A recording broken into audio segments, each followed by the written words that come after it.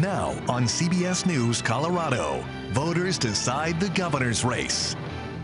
Thanks for being with us for this important debate in these closely watched midterm elections. I'm Sean Boyd, and joining me is Jesse Paul, political reporter for the Colorado Sun. Democratic Governor Jared Polis is running for re-election against Republican challenger and CU Regent Heidi Ganahl. Let's get right to opening statements. And Regent Ganahl, you won the coin toss and elected to go second. So, Governor Polis, you have 1 minute.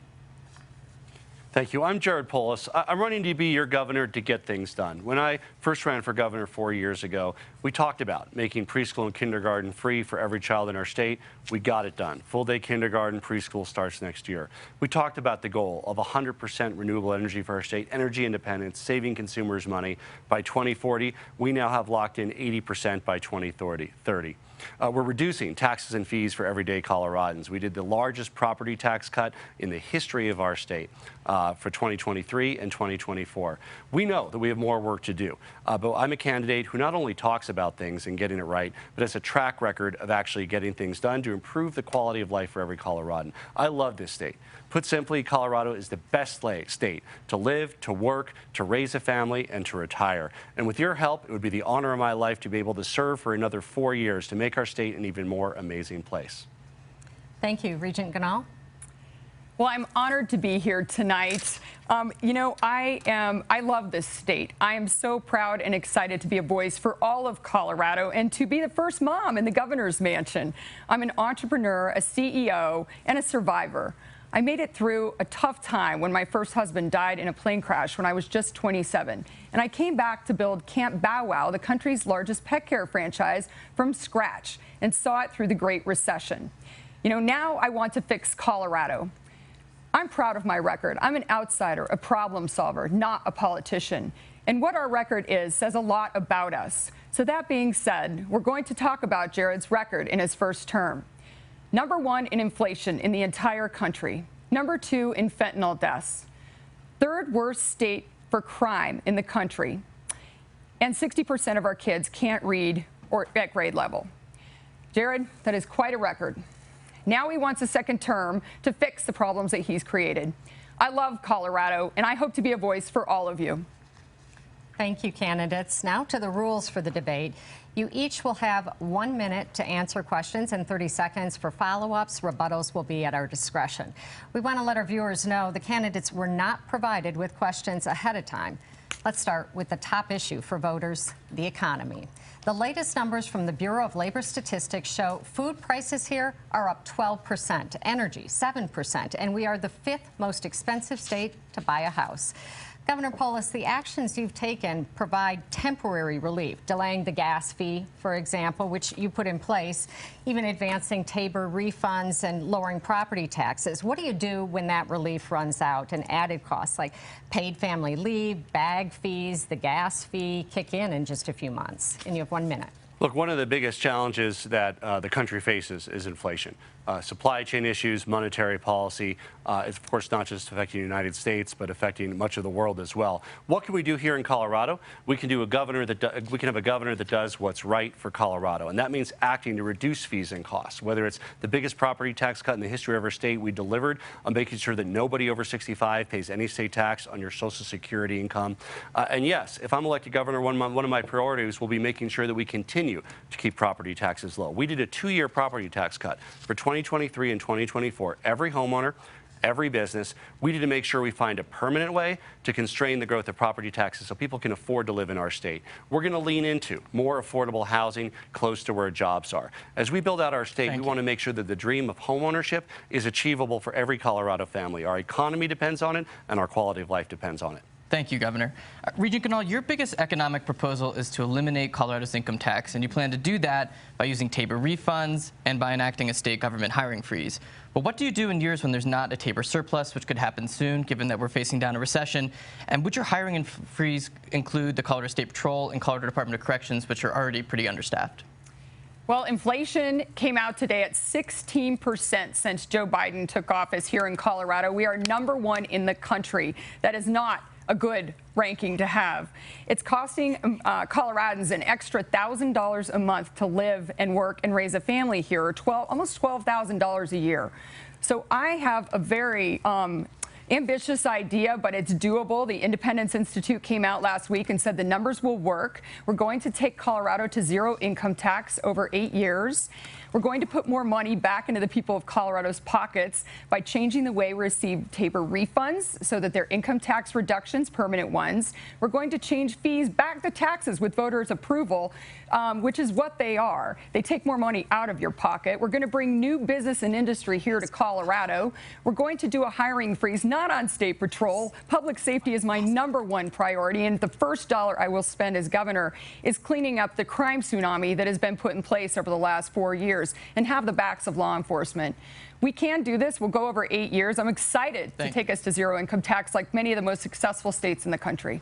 Thank you. I will point out that the CPI in Colorado is about 8%. The number that you cite is from a Republican U.S. Senate. It's a partisan study that came out. Onto the Independence Institute that found your proposal feasible. They also, pointed out that there'd be huge political hurdles that you would have to cross, including, for instance, getting voters to sign off on converting fees into taxes. Voters have not approved taxes in Colorado maybe once or twice in the past 30 years. So how do you plan on convincing voters to convert these fees into taxes? Well, I don't think the voters will be the problem. It'll be politicians like Jared Polis who want to keep the government large, want to keep more of our money. He's grown the size of government by almost 25% since he got into office. He's added 4,000 new full-time employees and 85 new taxes and fees. I would like to do what we can to reduce the size of government by about 10% a year in my first term, and also reduce taxes and fees, take us to zero income tax, and put more money back into the people's pockets of Colorado.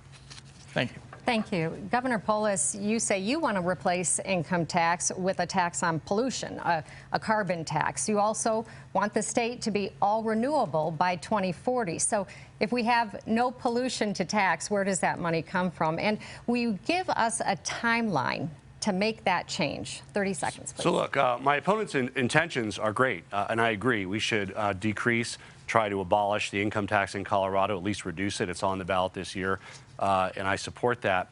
But she's a math problem. Her tax plan would reduce the dedicated funding for the state patrol by 50%. It would gut our schools of funding, and it would force local property taxes and sales taxes up. That's not what we need. We need real relief for Colorado residents. I'm going to continue to work with Republicans and Democrats. We've delivered on 2 tax cuts to the income tax, one because of a TABOR refund mechanism that I support, the other one at the ballot box, and we have the chance to do that again this November. Thank you, Governor. So, you say that Regent Ganahl has a math problem. You have a bit of a pollution problem if all this pollution goes away by 2040 like you want it to. So how would you pay for Well, first of all, pollution going away is a great outcome. That's why I fundamentally say we should tax pollution rather than income. Income's a good thing. Encourage growth. Have companies put their money back into growing. Let people hold on to their hard-earned money. Tax pollution instead. And yes, when you're talking about 10 years, 20 years, you have to figure out where the revenue is going to come from. What we think we can make progress on is cutting the income tax more and discouraging activities that pollute our air and detract from our quality of life in Colorado. So you're talking about getting rid of the income tax over a period of 20, 30 years, right? No, I think what is coming out of this discussion, Sean, is while we want to work on reducing the income tax at a revenue neutral, by the way, not making government bigger, not making government smaller. What matters is government is more efficient, that it does the right things, not bigger, not smaller, but the right government doing the right things, supporting our schools, supporting public safety. And yes, as pollution decreases in 10 or 20 years, you might need to look at other ways to offset the elimination or reduction of the income tax. Got it. Thank you. Thank you. Regent Ganahl, property taxes are going up by double digits. The legislature slowed the increase for 2 years this year. But I wonder how you address high property taxes without hurting local governments that rely on funding in the future. 30 seconds, please. Well, yes, I think inflation is key to this. We've got to do what we can to control inflation. And right now it's out of control in Colorado. It's becoming unaffordable to live here, to raise a family, to work, and run a business. And so what I'd like to do is reduce the size of government. As far as property taxes and housing, we need to incentivize innovation and more options. There are some really neat things happening on the housing front that we can implement here in Colorado. And we've got to relieve small business owners of taxes and fees and regulations, as well as the people who are trying to just, live their lives here and pay for housing. It's just become unaffordable. Thank you. Governor Polis, same question to you. Legislature slowed the increase for 2 years. How do you address high property taxes without hurting local governments in the future? Yeah, first of all, nobody should ever be priced out of where they live just because there's been appreciation in their home. My opponent's plan would force local government to raise property taxes for both businesses and individuals.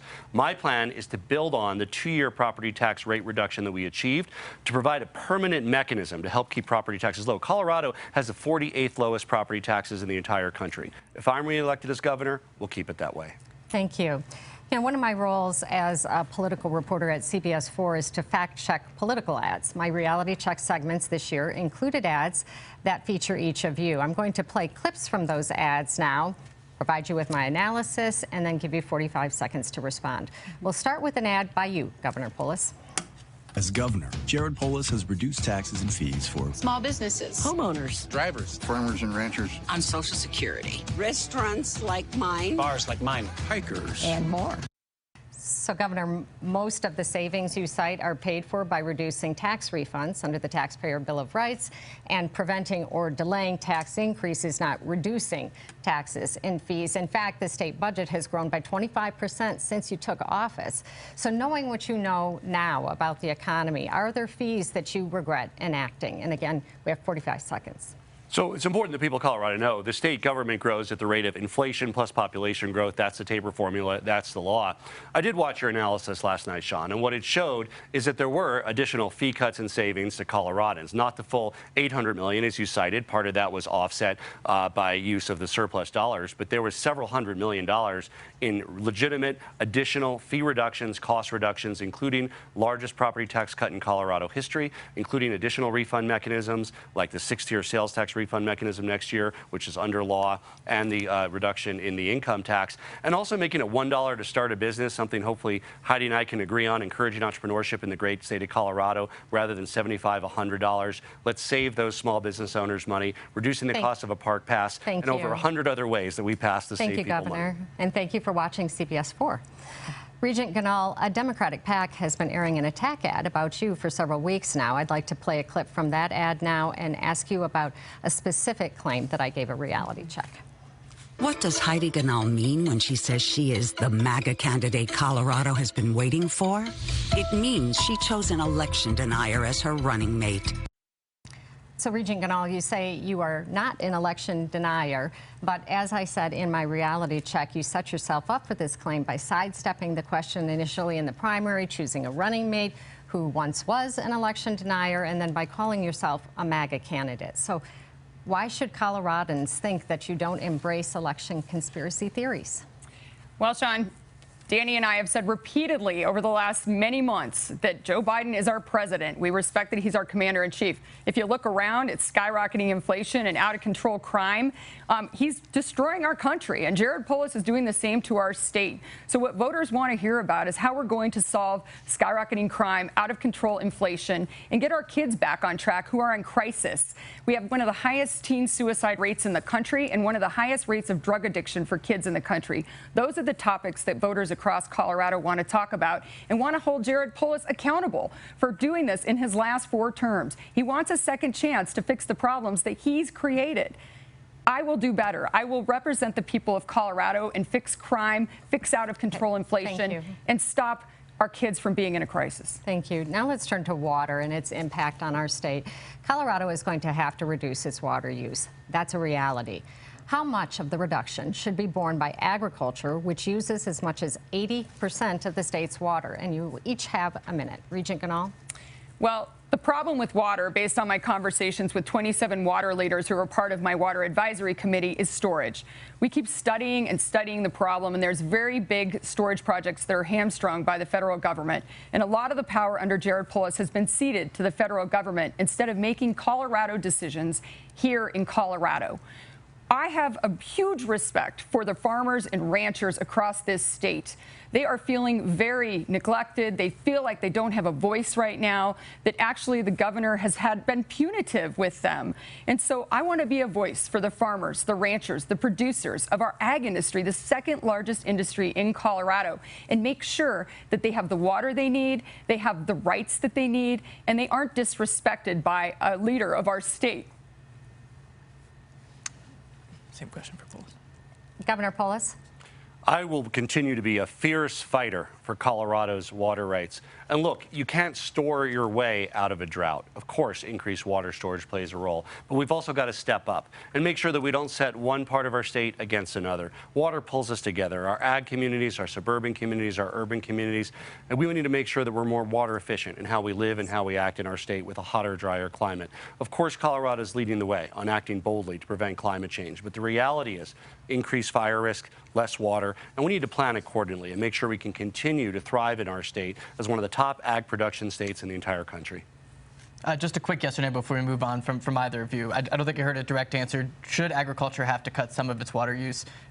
Ms. Ganahl and then Governor Polis. Well, I think a lot of the farmers and ranchers are already doing that. They are very excited about some of the new technology and innovation in farming and ranching that's helping them conserve water. Thank you. And I agree. We've really worked on soil health initiatives and better crop rotation and new ways and technologies that are more water efficient through our Colorado Department of Agriculture. Thank you. Governor Polis, this question is for you, still staying on the water topic. You said that Colorado needs to link its land use and water use policies together.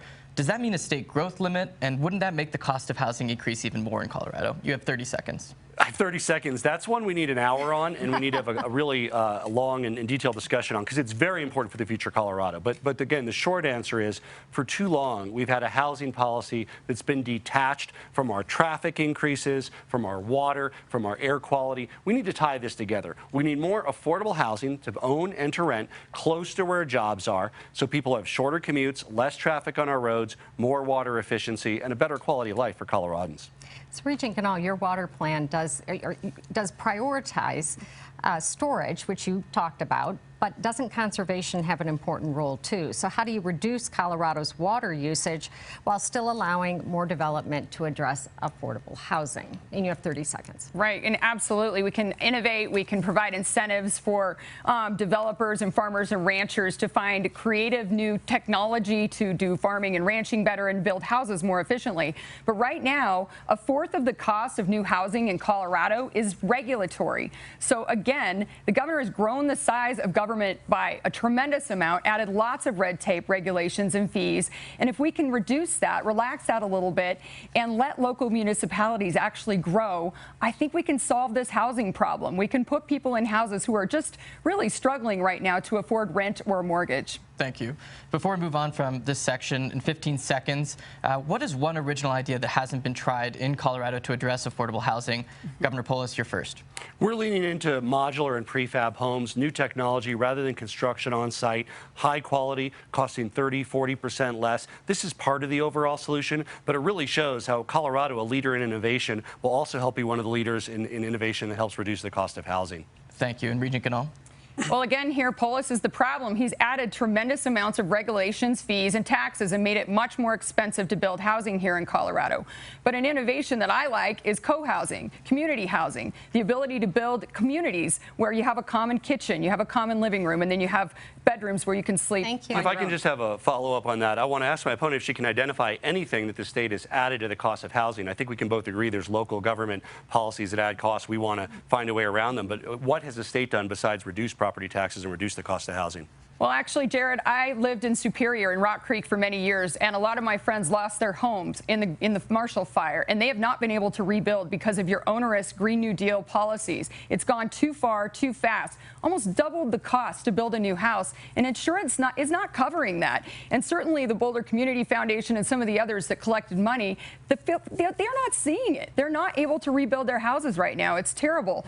And you had a chance to stop the use tax, and you didn't. So they're paying 3% more to buy the materials. And those are all permitted through Boulder County. Again, there's nothing. The state has only done things to reduce the cost of new building construction. The state use tax. Cost, which we've eliminated the sales and use tax from tens of thousands of small businesses. If I'm reelected, we'd like to eliminate it. We will get to wildfire and we're going to get to that question a little bit later. You know, crime is also a major concern for voters. And Governor Polis, you have signed off on 3 major criminal justice bills that the legislature has then had to revise or rethink because they appear to have gotten it wrong on penalties. One made fentanyl possession a misdemeanor, another made auto thefts less than $2,000 a misdemeanor, and a third allowed felons like insurrectionists and drug dealers to possess firearms.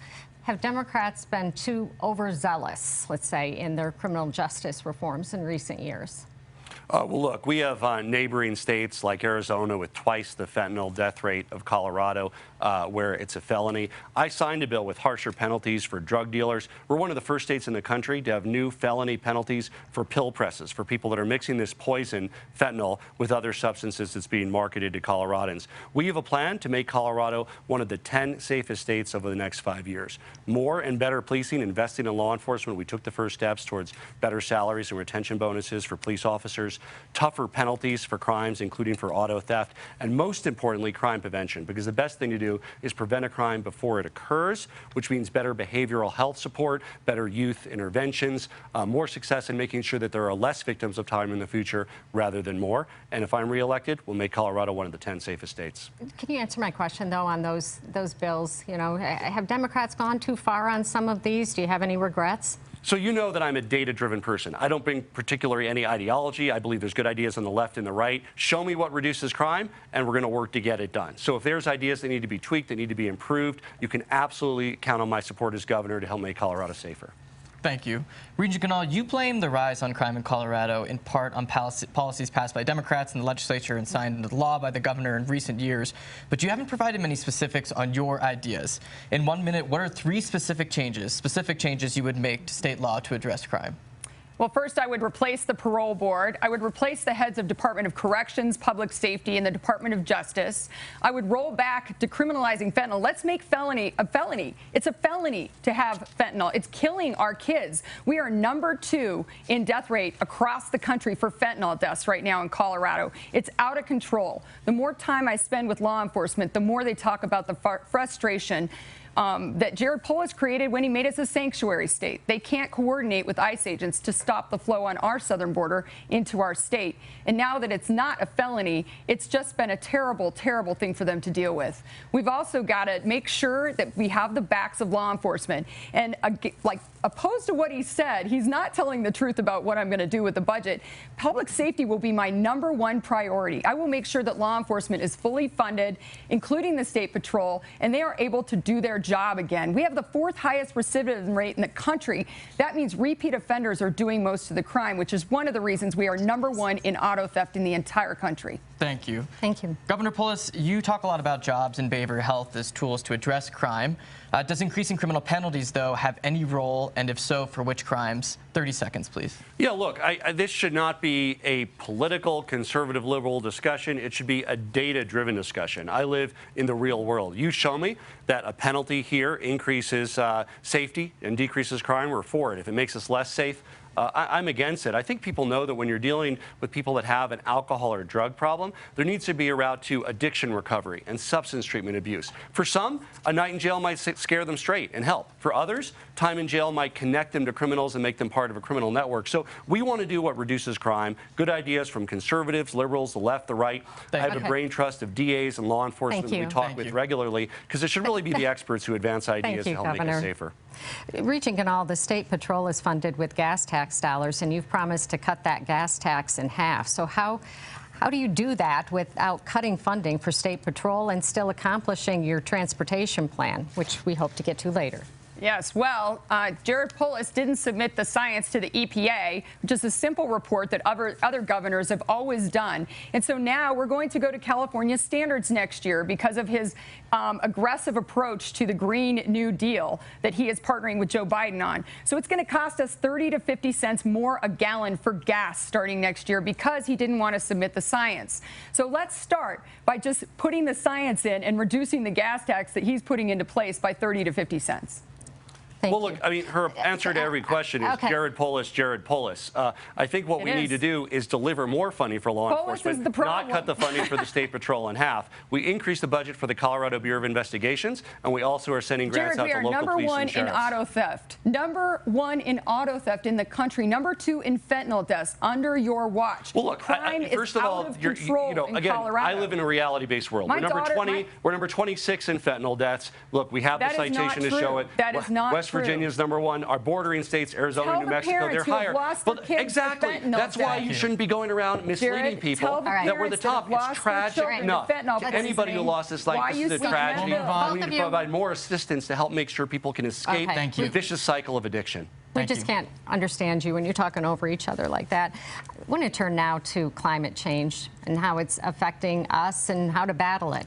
Colorado's Northern Front Range is currently in violation of EPA air pollution standards, and those standards are likely to get even tougher in coming years. What actions are you willing to take beyond those already codified in state law to address air quality and reduce some emissions? And we'll have 1 minute each for this, starting with you, Regent Ganahl.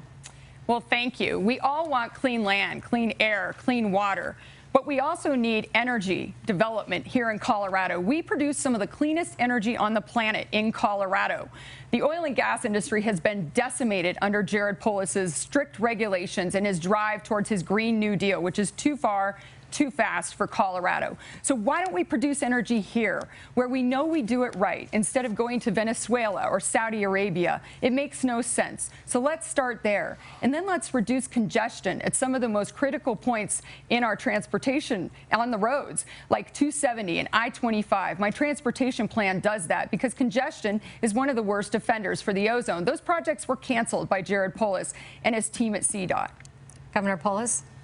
Well, look, just like you can't store your way out of a drought, you can't drill your way to cleaner air and leading on climate. Oil and gas production has gone up over the last year because prices have gone up, and Colorado continues to be a competitive market for energy of all forms. But the truth is we need to continue our bold leadership on climate. We need to make sure that Colorado consumers are not beholden to international market forces with clean, low-cost energy. New solar energy costs 2 to 3 cents a kilowatt hour. Coal energy, 8 to 9 cents a kilowatt hour. We need a green dividend from replacing high-cost coal with low-cost solar and wind, and our plan is to retire every coal plant in the state by 2020, then to 2029, to make sure no one is forced to pay high-cost subsidies just to keep them open for another year. And Jared, you don't have a plan to replace that energy. You're going too far, too fast again. We need natural gas to go into the future. It hurts the people with the least amount of money to pay extraordinary heating bills and higher gas prices. Those are the people you're hurting with your radical plan to take us too far, too fast. And we need to think about the single mom in downtown Denver who can't afford to buy an electric car. And we do have a resource plan. It's been approved by the Public Utilities Commission. We'll be happy to send you a copy to show how Coloradans won't be forced to pay too much for utilities. So 30 seconds here. If it's too far, too fast, then what is the right approach? The right approach is to put our oil and gas workers back to work. We have the second largest natural gas reserve in the country right here in Colorado, and we produce it better than anybody else on the planet. We care about clean land, clean air, clean water. So let's produce it here, because I've heard from the folks that run the power plants and the folks on the ground in energy development that there is no plan to replace the energy. He follows Gavin Newsom most of the time in his policies, and we're seeing brownouts in Colorado. We're being told that people can't charge their cars. We're already seeing the future right here in California. Thank you. Governor Polis, oil and gas production is down in Colorado from 2019 levels when the legislature passed a sweeping regulatory bill. That's according to the Colorado Oil and Gas Association.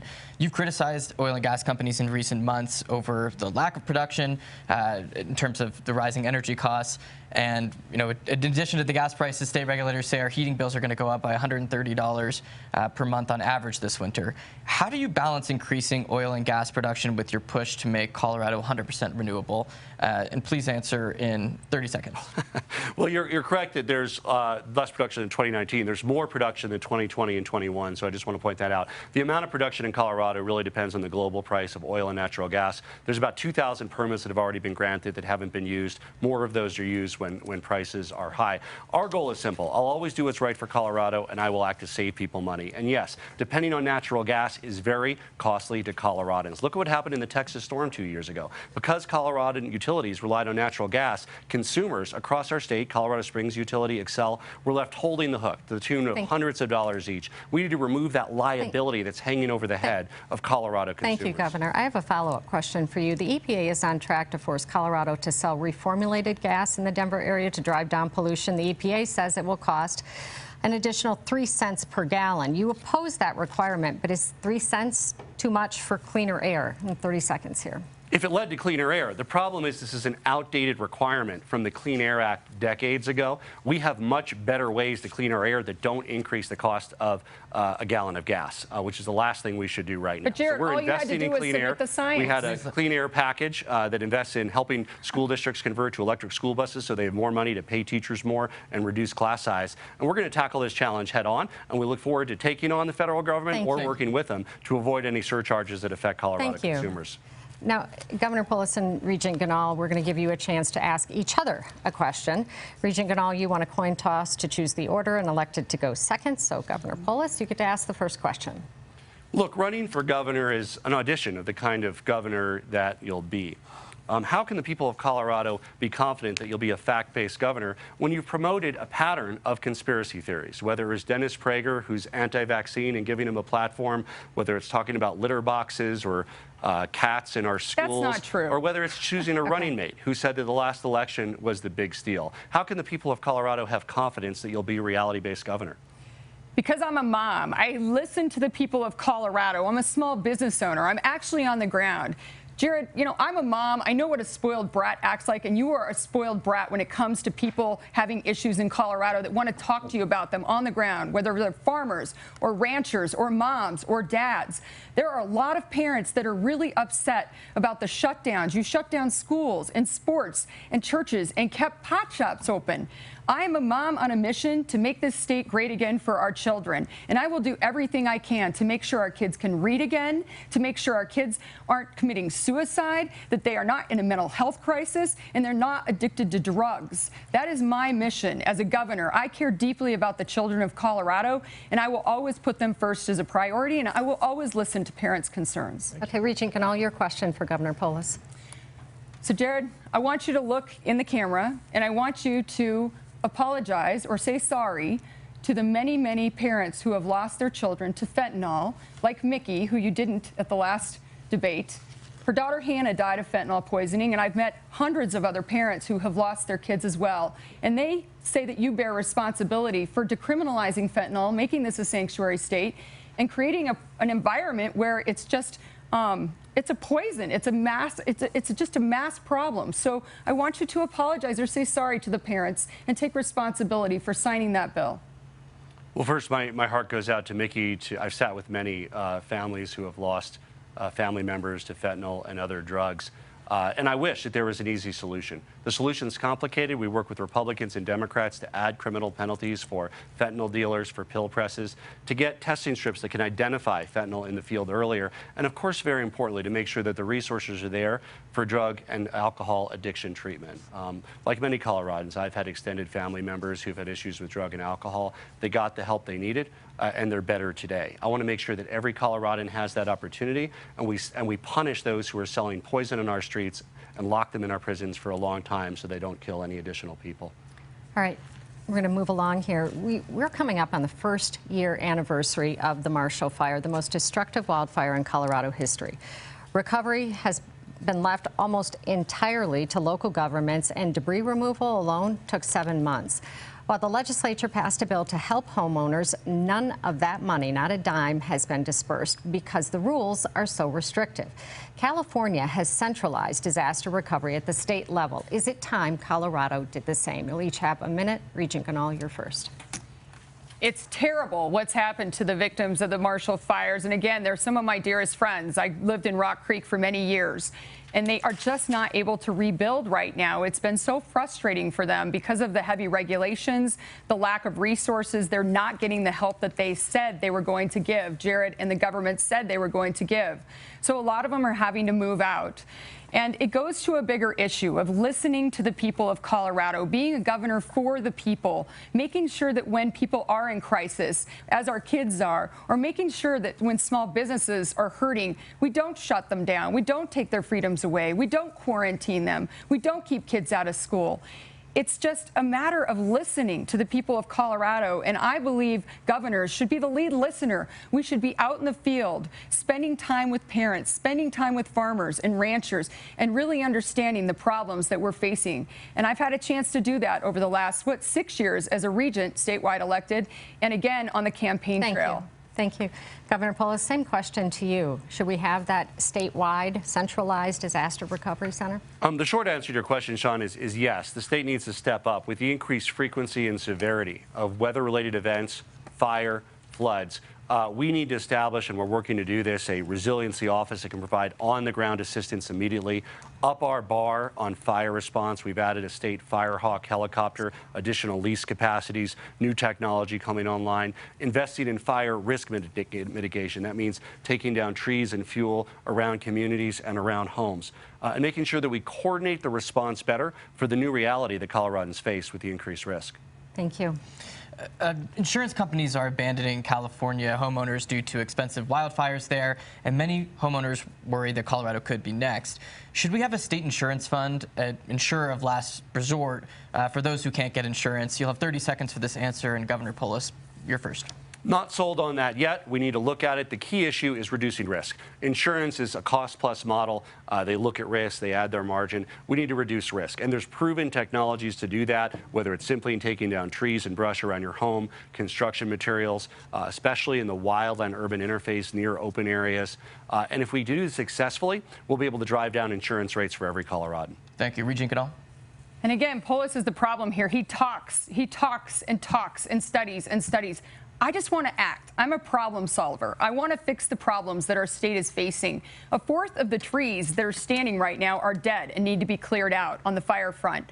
But in regards to people who are hurting right now, small businesses, parents, we need to take care of them. No matter what it takes, we need to listen to them, hear what their issues are, and have compassion and figure out how to solve their problems. And right now, Colorado is in a bad place, especially when they're paying $12,000 more a year to live. Thank you. Regent Ganahl, can I follow up, though? Do you believe that Colorado should move toward having a state insurance fund to provide that backstop for homeowners?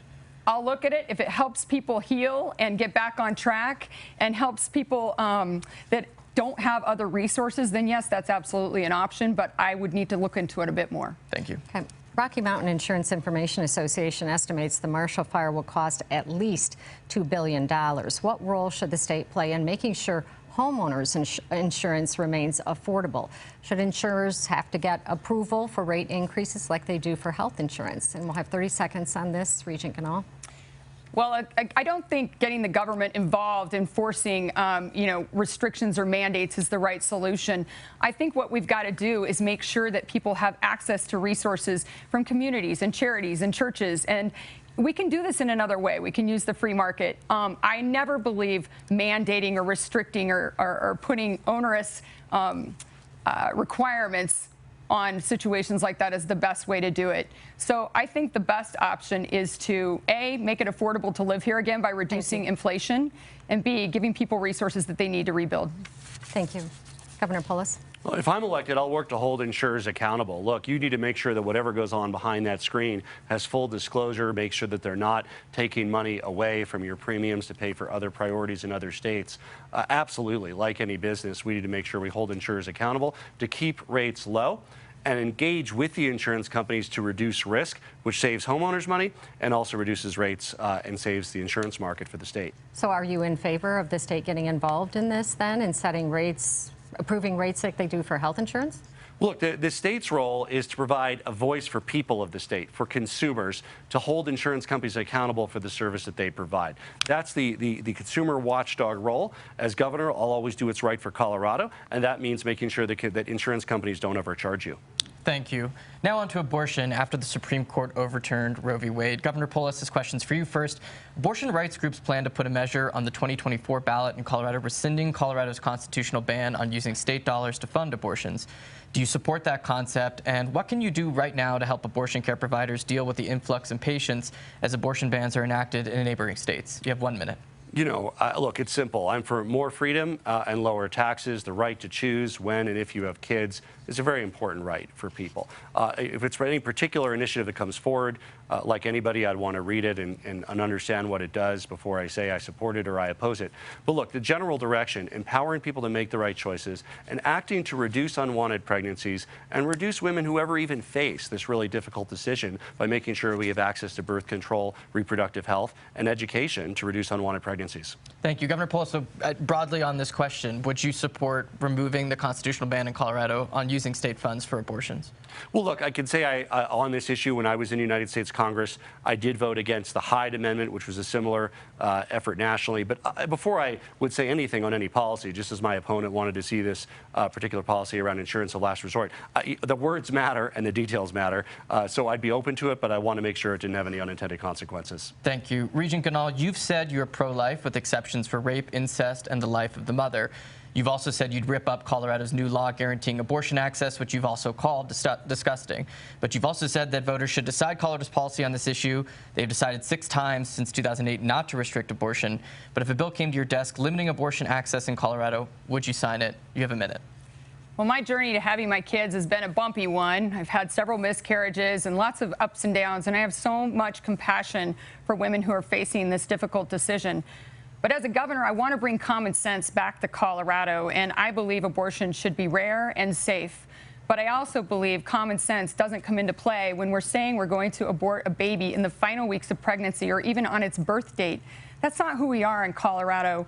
I just can't imagine that that extreme or radical of a policy that Jared Polis signed into law without the will of the voters is the right path for Colorado. So I was ripping it up because I don't believe abortion in the final weeks of pregnancy is who we are in Colorado. I think we can take a different path forward, but I don't want to divide on this issue. I want to bring us together. So I've made a pledge that I will not make any substantive changes to the abortion law without pushing it back to the people of Colorado for a vote. Thank you. So just to be clear, if the legislature sends you a bill limiting abortion access, you would veto it? I would put it back to the people of Colorado as a vote, yes. All right. Let's focus on education now. Colorado has a growing STEM sector with most of its workers coming from out of state because we don't have enough of them. One of the primary drivers is our K-12 system. Colorado math scores have been flat for over a decade, and fewer than 1/3 of students are reaching grade level. Regent Ganahl, what can you do as governor to change that? And you have 1 minute. Well, I've been on the front lines of education reform for many years. I've helped open several charter schools. I've helped create more incentives for teacher pay and improving teacher pay, whether in my role as a regent at CU or in my work in K through 12. Right now, the average classroom in Colorado gets about $250,000 in funding, and only $50,000 of that goes to teachers. We need to pay teachers better. We need to take money and put it back into the classroom and away from the increasing number of administrators. I believe in higher education we have the same issue. The administrative bloat is out of control. So anything we can do to reduce the cost of tuition, but also put more money back into the classroom and give parents choice. It's time to give parents choice by letting the funding follow the family so that parents, if they're not getting the education that their kids deserve, can have other options. I think it's time to provide choice and transparency and competition, but support our public schools and teachers. We've got to pay our teachers better as well. Thank you. Governor Polis, your plan. Look, my opponent's plan is a fine plan if she's running for school board, but the governor should not control our schools. We should trust families, we should trust parents, we should trust communities. And the truth is, of course, there's great things going on in public education across our state. One of the most important determinants of how well kids succeed is early childhood education. That's why didn't just talk about preschool and kindergarten, got it done for every child in the state. We're investing in our schools with an increase of about $12,000 for a class of 25 kids, going to better teacher pay, smaller class size. While my opponent is talking about litter boxes and kids dressing up as cats, we're talking about reading, writing, and arithmetic, and making schools that no matter where they are in our state, our schools are accountable for making sure that every child gets a great education, is prepared for success. But Jared, they're not getting a good education. 95% of African American and Hispanic kids in Denver public schools cannot read at grade level. 60% of our kids in Colorado cannot read at grade level. That's ridiculous. We've got to do everything we can to just stop throwing more money at it and make sure it's actually working. Let's give teachers more pay. Give them more of the ability to teach the kids and get them the tutoring they need if they need it. That's the most important thing we can do. Your tax plan would cut investment in education by over 40%. That is not true. It's simple math. It's simple math. I know it's a good talking point. It's not a Republican or liberal thing. It would cut 40% out of the state budget, devastating teacher salaries and increasing class size for every kid in the state. Jared, you said you were rely on the data. That is not accurate, and you know it. It's a political talking point. I'm just reading your own plan. Governor Polis, that is your not math true. scores in particular, I ask you about, bringing up math scores in particular, your plan to bring up math scores? Oh, bring up math scores in particular. Yes. Yeah, so again, early childhood education is one of the most important determinants of how well kids succeed, not just in school, but there's been a number of long-term studies that show 20, 30 years. Lower crime, higher job pay, better participation in higher education. So giving kids a strong start, number one, not just everybody who can afford it, but everybody should be able to go to preschool and kindergarten. Second, use the data to drive the progress. There's proven math curriculum and math ways of delivering math technology that we need to get out and support the kind of innovation, particularly in districts that need to turn around to do better. Thank you. A state law passed in 2019 requires teaching about American minorities in civil government, and yet in the proposed standards currently before the State Board of Education, many educators have pointed out that most mentions of minority groups have been replaced with generic language and references to equity, gender identity, race, and racism have also been stripped from the standards. If the board adopts the current language, will it be violating the spirit of the law you signed, Governor Polis? You have 1 minute. Well, look, this is a great question. I hope you're having a debate with the State Board of Education candidates.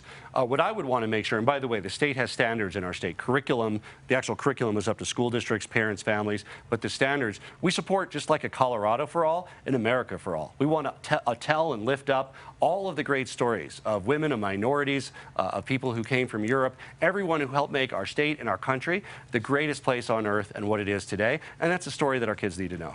Well, and parents should be able to have a say in the curriculum, and you did not support a bill for transparency in curriculum for parents in this last session. Why on earth would you not want parents to see what's being taught in the classroom? I don't understand that, because that's really important to most of the parents that I'm talking to. And if we're going to get better at teaching our kids how to read, write, and do math, parents need to be part of the solution. We've got to include them, not exclude them, and keep them out of the conversation.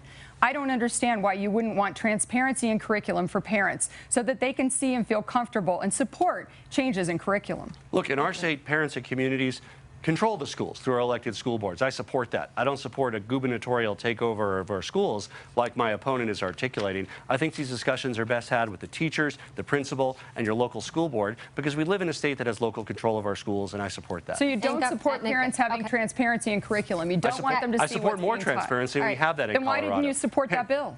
Well, first of all, I think I would have. I did. It was a fine bill. Support the bill. It was fine. It never reached me, Heidi. I mean, it was a fine bill. I support any direction towards more transparency, because parents deserve to know what their kids are being taught. We're going to move on to transportation now.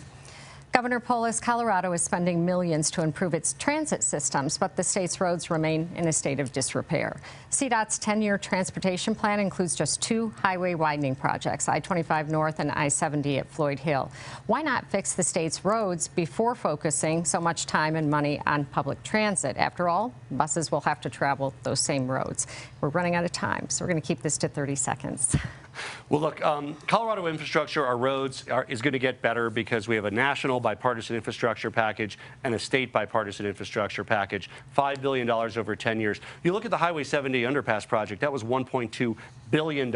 So you'd be stripping money away from suburbs and from rural Colorado. We've paved over 600 miles of rural roads. To invest in 1 or 2 marquee projects, we want to align our limited investment that we have with the ability to invest to maximum reductions in traffic. We look at the data. We make the hard decisions. We save you time and money. Thank you. Regent Ganahl, your transportation plan hinges on voters converting fees into taxes, but voters have turned down 2 transportation funding ballot measures in 2018. Given the economy now, why would they say yes, and what's Plan B if they don't say yes? Because voters are sick and tired of politicians like Jared Polis saying they're going to fix the roads and not do it. So my proposal takes it back to the people of Colorado and makes sure that all the dollars go to specific projects that will actually fix the roads, that make a difference, make it easier to live, work, and raise a family in Colorado. It's the same fees and taxes that Jared Polis already put through, which was a boondoggle, a $5 billion tax increase, when only 1/3 of the money goes to fixing the roads. In fact, they just slashed the budget to do rural pavement projects.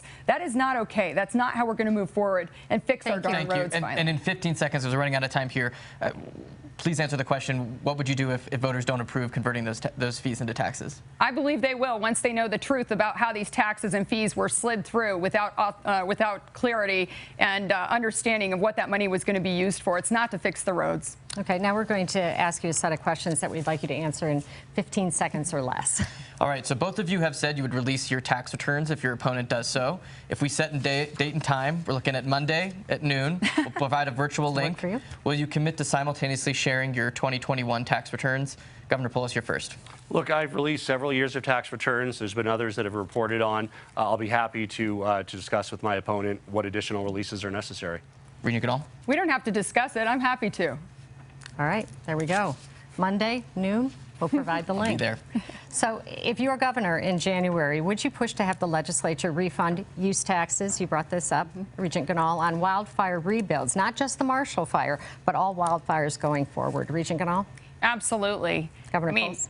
Yes. Sorry. Yes, absolutely. Supported it last time. Why didn't you do it right now? Like, you could have done it for the Marshall Fire victims. Maybe you should run for state senate or state house. We could use more allies over there. Jared, you could have pushed to have that use tax relieved on the Marshall Fire victims, and you didn't. I supported it. You did not. Absolutely. We need you in the state legislature. All right, Heidi. I have other questions here. How will you be voting on Proposition 122, which would decriminalize the possession and use of so-called magic mushrooms? Governor Polis?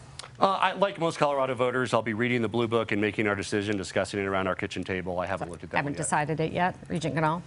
So we have one of the top addiction rates for kids in the country right now. And I know Jared Polis is very tight with the pot industry, and it's legal. I respect the voters of Colorado, but we've got to do everything we can to protect our kids right now. And I don't believe legalizing more drugs is the right path for our children. Okay. Would you rename Mount Evans? And if so, what? Regent Ganahl? I haven't thought much about that. I'd have to study it. Governor Polis? I haven't either. I think that's being looked at, and obviously you want to make sure there's a lot of local buy-in in anything you do, but I haven't looked at that yet. Now, a specific question for each of you. Regent Ganahl, would you use state resources, as Florida Governor Ron DeSantis did, to transport migrants from the U.S.-Mexico border to predominantly Democratic cities or states? Well, I appreciate the attention it brought to the border crisis at the southern border of our country, but also the southern border of Colorado, because Jared Polis made us a sanctuary state after saying we would not be one in his debate with Walker, which has allowed fentanyl to flow across our border from the southern border of the United States. So I would have to understand specifically why they did that or what the intent was, but we've got to create attention on what's the problem, and that's fentanyl flowing across our border. Okay, Governor Polis, you lowered the sentence of the truck driver who crashed into traffic on I-70, causing a fiery crash that killed 4 people, cutting it from 110 years down to 10. Did Kim Kardashian call you to ask for that leniency? Well, this was a simple decision. 110 years was bizarre, unusual. Completely outrageous. Millions of people agreed. But more importantly, we just looked at the data and said, look, this kind of crime, normally there's a 5-10-year sentence. We made sure we reduced it. But did she call you? Did she call you, or did she you call her? publicly issued tweets, and she called. But again, look, I'm a governor who does what's right for Colorado, not what's right for Kim Kardashian. All right. We've got to get to closing statements. Governor Polis, you lost the coin toss for openings and have elected to go second. So Regent Ganahl, 1 minute. Thank you. So Colorado, Polis's policies are destroying our economy here. 16% inflation. It's costing you $1,000 more a month to live here. Jared's policies are killing our kids, whether it's fentanyl, the sanctuary state status, the rampant crime we're seeing across Colorado. We're #1 in auto theft, #1 in bank robberies, #1 in cocaine use. This has all happened under his watch. Him and his D.C. buddies have also handed over the southern border of our country to the Mexican cartels, which is making fentanyl one of our top issues here in Colorado. I've been talking to parents all across this state that have lost their children to fentanyl poisoning. That has to stop. We need a law and order governor. We need someone who will revive the economy and reduce taxes, fees, and regulations. We need someone who will put our kids first, because right now our kids are in crisis. I am a mom on a mission. I care so much about this state. I will do everything I can to roll up my sleeves and heal Colorado from this terrible Thank you. situation we're in. And with the final word, Governor Polis, 1 minute. The people of Colorado know I'm a reality-based candidate with reality-based solutions.